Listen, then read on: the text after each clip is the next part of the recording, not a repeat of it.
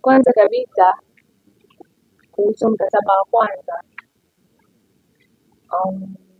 pesa ya kwanza nafikiri tulikuwa na huko kama ulivyosema alikuwa mume wangu, lakini Ana alinitafuta before, kabla mimi sijakutana na aliyekuwa mume wangu.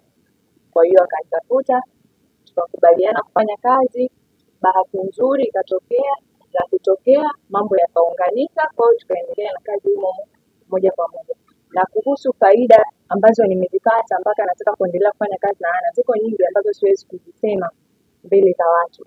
Kuna vitu vingi tunafanya vya maendeleo ambavyo hatuwezi kuonyesha kwenye camera, labda tunasubiri muda sahihi. Kwa faida ziko nyingi na ndio maana nilikuwa willing kuendelea kufanya kazi na Ana Collection. Okay, sawa. Na mali pia zaidi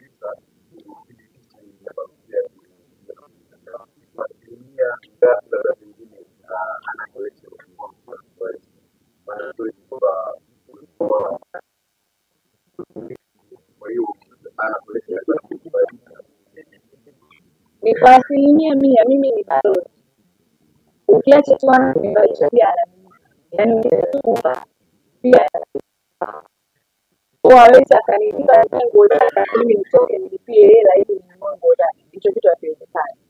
Kwa kila nachokipata kutoka Ana Collection ni jukumu la Ana Collection na wanafanya nikiwa kama balozi na watu pia wananipa kama nimesema mwanadamu anapendeza na anaandika pesa, na ndio hivyo ilivyokuwa kwa mimi.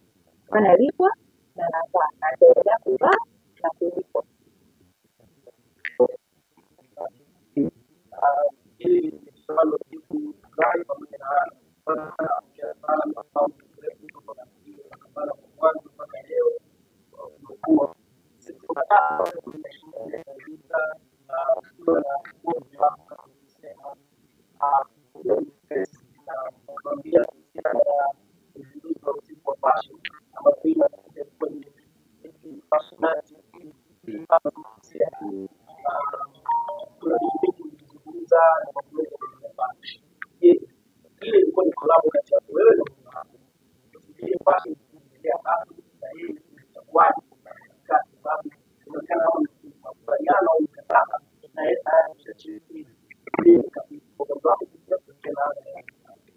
Yeye kuchipping kwenye mikataba yangu alikuwa ananisaidia na kunisimamia kama mke wake, lakini kuhusu mikataba naona na sign hapa mwenyewe mimi kama mimi.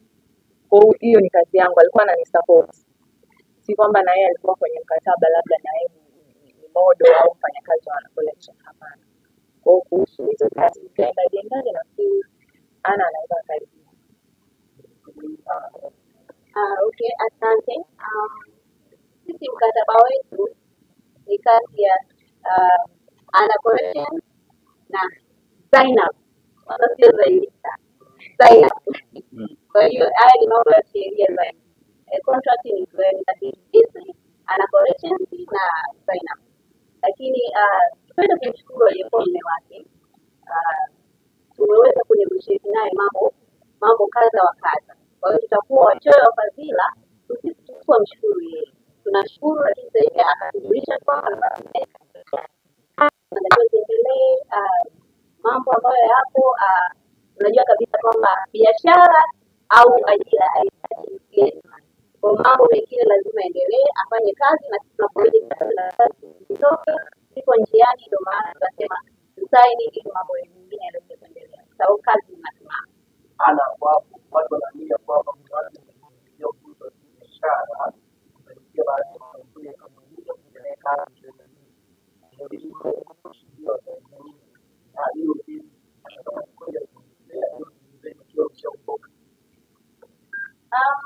labda hilo anaweza kunijibu mwenyewe, lakini nachoweza kuongelea kuhusu sisi ni kwamba visibility ndio inamfanya mtu aonekane, nguvu ambayo inaweza kupush. Tukishambalisha sisi tumefanya upatilifu au sawa au ni watu media pamoja na wetu mbalimbali ambao tunapotea. Kuna strategy nyingi za kufanya mtu mpaka aweze kuonekana. Kwanza avae, apendeze. Kwa hiyo kila ninachosema kwamba kila upande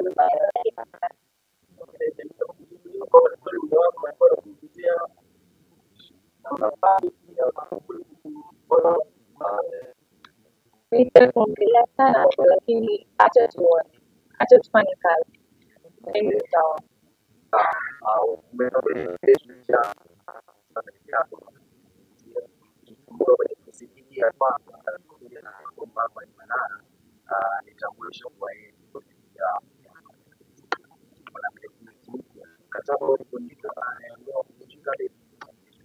Kama nilivyosema mwanzo, alikuwa anakataa, alikuwa anasema kwa sababu nilikuwa mke wake.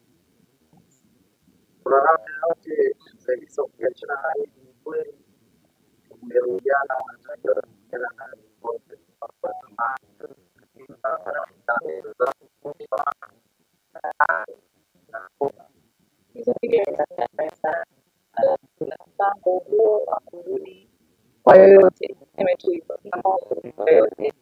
Ili niamua kufocus na kazi, familia yangu namaanisha kazi, hivyo.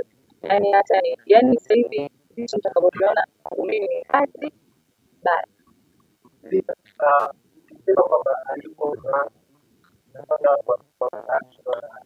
Siko kwenye ndoa,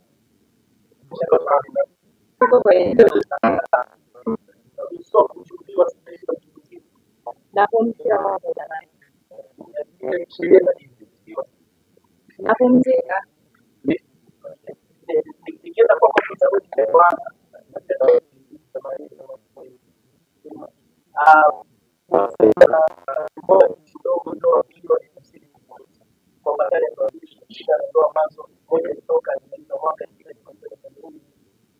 kuwasaidia watu wako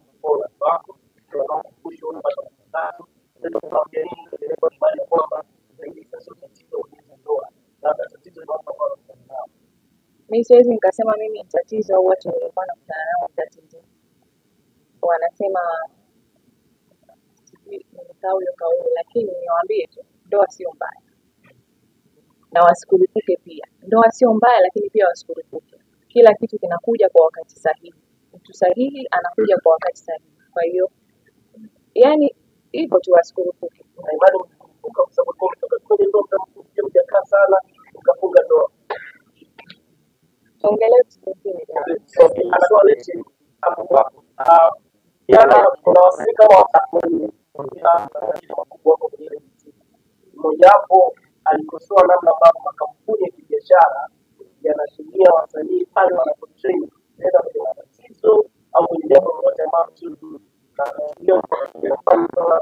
kwamba amegombana na mume wake. Kwanza inaonekana kwenye press na inaonekana kampuni inaonyesha inalipa mkataba au inasemina kwenu ni kitu moja wapo na ndio kama hiyo unapoona labda kitu kama ile mambo yote tunasikia kuona kitu chochote biashara ambapo labda ningekuwa nafasi kuingia kwanza na ile mambo. Okay, asante Bido. Kama nilivyotangulia kusema, unakumbuka nilisema ajira na biashara zina hisia.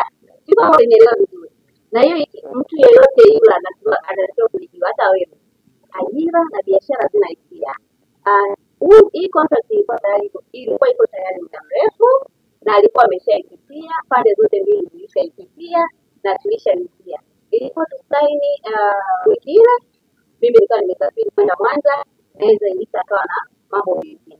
Kwa hiyo imetokea hivi, tuliweza kutoa project. Watu wengi kutoa project pasipo kurenew contract.